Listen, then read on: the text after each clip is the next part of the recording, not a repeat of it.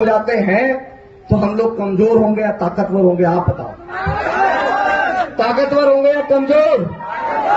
तो जब हम लोग ताकतवर बनाने निकले हैं तो काहे किसी के पेट में दर्द हो रहा है, मुझे तो समझ ही नहीं आ रहा है। फिर भी मैं यहां पे एक नज्म पढ़ूंगा। पानी पिलाएंगे तो साकेत साहब कहां है? 3 घंटे बोलूंगा सर। पानी पानी।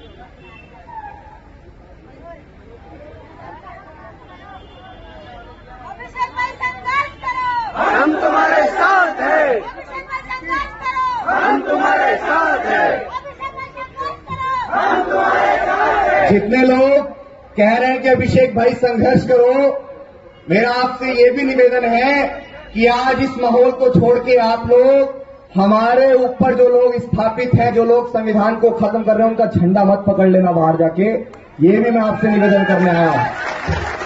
हम लोग बहुत अच्छे से जानते हैं कि फूले, पेरियार, ललई, अंबेडकर और माननीय कांशीराम साहब की आइडियोलॉजी और उनके मिशन को कौन चला रहा है। हमारे नेता बहुत एकजुट हैं। हमारे नेता आपके जो भी अधिकार हैं उन्हें आपको दे सकते हैं, लेकिन आपको उन्हें एहसास कराना पड़ेगा कि एकजुट हो जाओ। अब वोट लेने जब ही आना जब आप सब एक हो जाओगे, वरना हम तो बटे हुए हैं, आप भी बटे रहो। एक शायरी, एक नज्म उन लोगों के लिए जो सोच रहे थे कि मैं हार जाऊंगा और वापस दिल्ली चला जाऊंगा।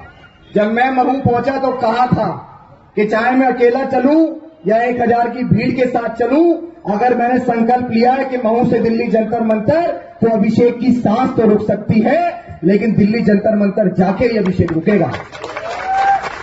एक नज्म आपको सुना देता हूं, और ये हौसला यहां की माता बहनों ने मुझे दिया, और जो परिवार, जो बुद्धिज्म मैंने यहां देखा, उसने मुझे इस ताकत को दी। ओ हार जाऊंगा मैं, सोचना छोड़ दो, हार जाऊंगा मैं, सोचना छोड़ दो, ख्वाब टूटूंगा ये देखना छोड़ दो। ये बात मैं उन लोगों से कह रहा हूं कि जिन्होंने हमारी यात्रा को असफल करने के बहुत सारे प्रयास किए। ये यात्रा, ये लक्ष्य सफल ना हो, इसके बहुत सारे प्रयास किए। मैं उनको सुना रहा हूं कि हार जाऊंगा मैं, सोचना छोड़ दो, ख्वाब टूटूंगा ये देखना छोड़ दो। हो इस मिशन के लिए जहां भी कुर्बान है, हो इस मिशन के लिए जहां भी कुर्बान है, रुक मैं सकता नहीं, रोकना छोड़ दो, रुक मैं सकता नहीं, रोकना छोड़ दो। कि राह में खतरे भी हैं मगर ठहरता कौन है, कि राह में खतरे भी हैं मगर ठहरता कौन है, मौत कल आती हो आज आ जाए डरता कौन है, और तेरी लश्कर के मुकाबिल मैं अकेला हूं, मगर फैसला मैदान में होगा साहब कि मरता कौन है, फैसला मैदान में होगा कि मरता कौन है। अगर हम लोग बुद्ध को मानते हैं तो हम लोग उधम सिंह को भी मानते हैं, इस बात को याद रखना। अगर यहां बाबा साहेब अम्बेडकर ने संविधान दिया ना, तो हम लोग कहते हैं कि लड़ेंगे कोरे गांव की तरह और पढ़ेंगे भीमराव की तरह, इस बात को याद रखना। कि चढ़े महापुरुषों की चरणों में मुझे वो फूल बनना है, कि चढ़े महापुरुषों के चरणों में मुझे वो फूल बनना है, और गड़े मनुवाद की छाती पर मुझे वो त्रिशूल बनना है, गड़े मनुवाद की छाती पर मुझे वो त्रिशूल बनना है। आज बहुत सारे लोगों के पेट में दर्द हो रहा होगा कि यहां से बाबा साहेब अम्बेडकर का एक नौजवान धाड़ रहा है। मैं आपको फिर विश्वास दिलाता हूं कि आज इस हुजूम में कुछ अपने ही लोगों की वजह से कुछ कमी रह गई, लेकिन ये संकल्प मैं यहां से लेके जाऊंगा कि पुनः इसी भोपाल की धरती के अंदर एक और कार्यक्रम होगा, और हम लोग पूरे भोपाल को एहसास दिलाएंगे कि जयंती मैदान के अंदर कोई कार्यक्रम चल रहा है।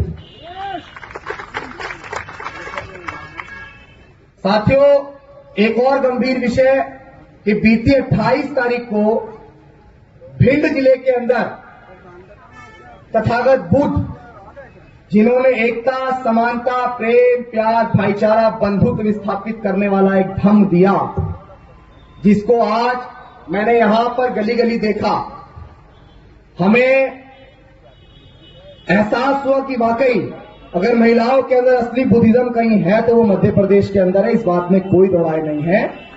वहीं भिंड जिले के अंदर हमारे कुछ बौद्ध भिक्षुओं के ऊपर हमला हुआ, कुछ कायरों ने उनके ऊपर हमला किया।